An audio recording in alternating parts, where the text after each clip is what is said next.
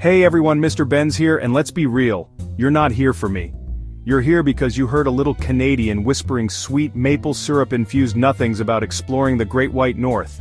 Well, strap yourselves in because we're about to take a beaver-tail dive into Canada's top tourist destinations. From breathtaking natural landscapes that'll make you believe in the existence of unicorns, spoiler alert, they're real, just really good at hiding, to vibrant urban centers that never sleep.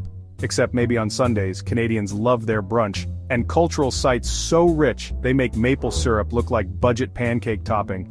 Get ready to discover why Canada is more than just a really big country above America. It's basically Earth 2.0, but with friendlier people and less existential dread. Probably. First up, we're teleporting ourselves to Banff National Park, a place where the mountains are so majestic, they make the Swiss Alps look like a pile of discarded Toblerone wrappers.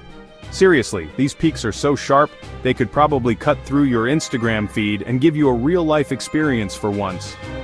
Think turquoise lakes that look like they were photoshopped, but aren't because Canada runs on pure unfiltered beauty. Glaciers that haven't moved in centuries. Talk about commitment issues. And forests so dense you half expect a Sasquatch to offer you a double-double from Tim Hortons. Speaking of activities, Banff's got you covered like a warm toque on a chilly winter night.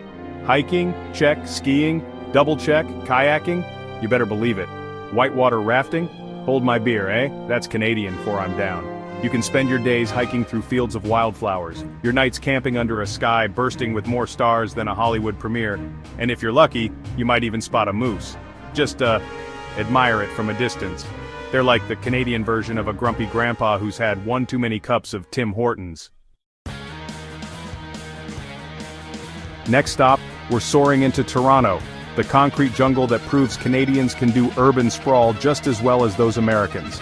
But with better healthcare, sorry, had to slip that in. Now, you can't swing a hockey stick in Toronto without hitting the iconic CN Tower. A towering testament to Canadian engineering and the reason your ears might pop just thinking about it. This bad boy pierces the sky at a dizzying height, making the rest of Toronto look like a Lego set. But here's the kicker, my friend. The CN Tower isn't just for admiring from afar while you stuff your face with poutine, although that's a perfectly acceptable activity. Oh no, you can actually walk on the outside of it. Yes, you heard me right. It's called the Edge Walk, and it's basically the most extreme trust fall you'll ever experience. But instead of falling into the arms of a loved one, you're dangling over the entirety of Toronto. Don't worry, you're securely harnessed so you can scream "I regret everything," without the fear of, actually plummeting to your doom. Chapter 3, Quebec City. Like stepping into a European fairy tale, without the jet lag. Get ready to say bonjour to Quebec City, a city so charming it'll make you want to trade your sweatpants for a beret and start speaking in a vaguely French accent.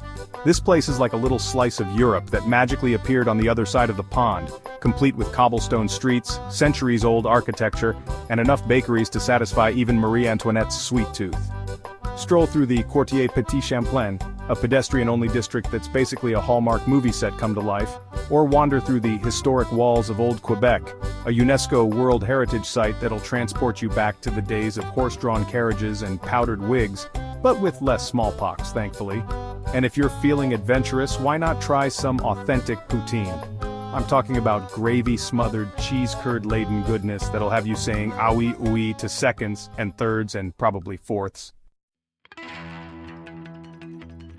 Chapter 4, Vancouver, where the mountains meet the ocean, and they both agree it's awesome. Now let's zip over to Vancouver, a city that's basically the love child of a Lululemon model and a rugged mountain man.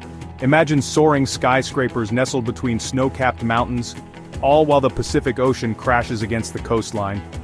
It's enough to make you question your life choices and wonder why you don't own a kayak and a pair of hiking boots. Speaking of hiking boots, you'll need them for Stanley Park, Vancouver's sprawling urban oasis that's home to towering trees, serene lakes, and enough bike paths to make your quads scream for mercy. You can spend hours getting lost in its beauty, or you can just grab a cup of coffee and people watch. Trust me, the people watching in Vancouver is Olympic-level entertaining. Chapter 5, Niagara Falls, nature's giant waterslide, but please don't try to ride it. Last but not least, we're making a splash at Niagara Falls, a natural wonder so awe-inspiring, It'll make you forget you ever complained about the pressure in your shower head. Seriously, these waterfalls are like Mother Nature's way of saying, yeah, I can do that to gravity. You can experience the falls from above, below, and even behind, because why not live life on the edge? Take a boat tour that'll get you closer to the falls than you ever thought possible. Or descend into the tunnels behind the cascading water for a truly unique perspective.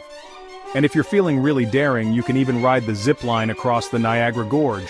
Just, maybe lay off the poutine beforehand. Trust me on this one.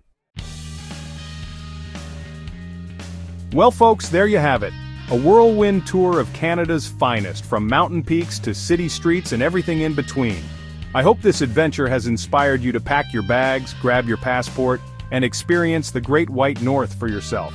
And hey, if you ever find yourself lost in the Canadian wilderness, just remember these 3 words: maple syrup, hockey, and sorry. They're basically the Canadian equivalent of a Swiss Army knife. They can get you out of any situation. Don't forget to like, comment, and subscribe for more travel adventures. And remember, life's too short to stay in one place. Unless that place is Canada, then you're good.